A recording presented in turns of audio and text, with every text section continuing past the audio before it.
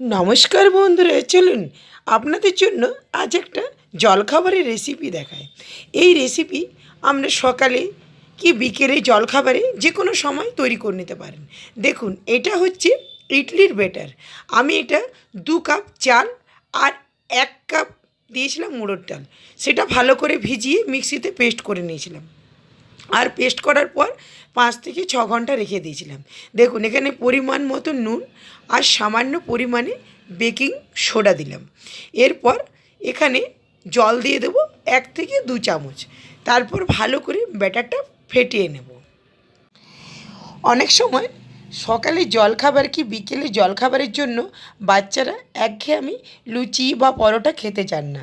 সেই জন্য এইরকম একটু নতুন নতুন জলখাবার বানালে বাচ্চাদের খেতে খুব ভালো লাগবে।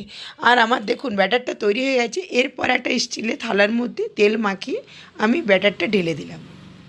দেখুন, ঢেলে নেবার পর হাতে করে একটু ফ্ল্যাট করে নিচ্ছি। এভাবে একটু ফ্ল্যাট করলে কি হবে, ভিতরে যে বাতাস ঢুকেছে সেটা বার হয়ে যাবে। এরপর আমি এটা স্টিম করতে দেব। তার জন্য কড়াইয়ের মধ্যে সামান্য পরিমাণে জল গরম করে নিয়েছি। একটা স্ট্যান্ড বসিয়ে দিয়েছিলাম আর থালাটা দিয়ে দিলাম। এরপর ঢাকা দিয়ে এটা রেখে দেব 20 থেকে 25 মিনিটের মতন। এরপর আমি ঢাকনাটা খুলে আপনাদেরকে দেখিয়ে দিচ্ছি জিনিসটা কীরকম হবে। দেখুন, জিনিসটা এই রকম হবে।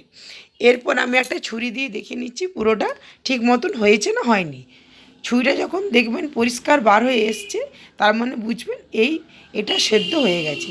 এরপর ঠান্ডা করে আমি এভাবে কেটে নেব। দেখুন, আমি ধারগুলো আগে ছাড়িয়ে নিচ্ছি যাতে কাটতে একটু সুবিধা হয়। এরপর আমি উল্টে নেব।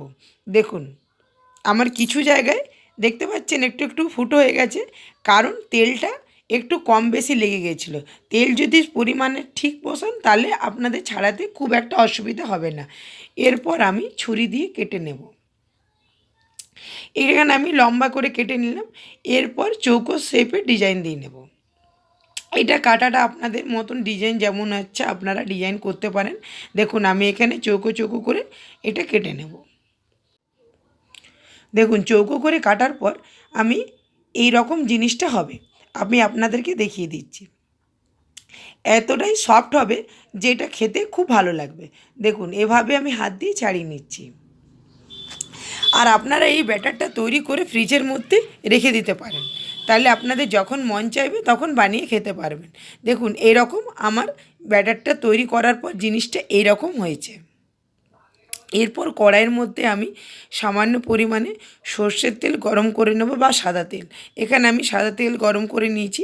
এর মধ্যে জিরে আর সর্ষে ফোড়ন দিয়ে নেব। যখন এটা মিনিট খানেক হয়ে যাবে, এর মধ্যে শুকনো লঙ্কা আর কারি পাতা দিয়ে দেব। এই জলখাবারটা তৈরি করলে এটা কোনো ঝামেলা লাগে না। দেখুন, আমি এখানে একটা টমেটো দিয়েছিলাম, টমেটোটা কুচি করে রেখেছিলাম। সেই টমেটোটা ভালো করে আমি নাড়াচাড়া করার পর এখানে পরিমাণ মতন কাঁচা লঙ্কা কুচি দিয়ে দিলাম, সামান্য পরিমাণে হলুদ গুঁড়ো আর নুন আর সামান্য চিনি দিলাম। চিনি দেওয়ার কারণে আমার টমেটোটা ভালো করে মানে একটু লাল হয়ে যাবে আর জাস্ট একটু রঙটা ধরবে, সেই জন্য একটু চিনি দিলাম। আপনারা যদি না দিচ্ছে তো না দিলেও চলবে। আর এর মধ্যে এবারে সামান্য পরিমাণে জল দিয়ে দেবো টমেটোটা সেদ্ধ হওয়া পর্যন্ত। যখন টমেটোটা পুরোপুরি সেদ্ধ হয়ে যাবে, এরপর আমি একটু ঢাকা দিয়ে ফুটিয়ে নেব। এরপর আমি এখানে সামান্য কারি মশলা দিয়ে দিলাম, বা আপনারা যদি বাড়িতে না থাকেন তাহলে একটু গরম মশলা দিতে পারেন। এরপর আমি যে ধোকলাগুলো বানিয়েছিলাম সেইগুলো আমি চাল দিয়ে দিলাম। এরপর আমি নাড়াচাড়া করে একটা থালার মধ্যে বের করে নিলাম। দেখুন, আমার জিনিসটা এরকম নরম হয়েছে। আমার রেসিপি যদি আপনাদের ভালো লাগে, প্লিজ আমার চ্যানেলটাকে একটা লাইক আর সাবস্ক্রাইব করে দেবেন। দেখা হবে নতুন কোনো রান্নার এপিসোডে। আজের মতন এই পর্যন্তই।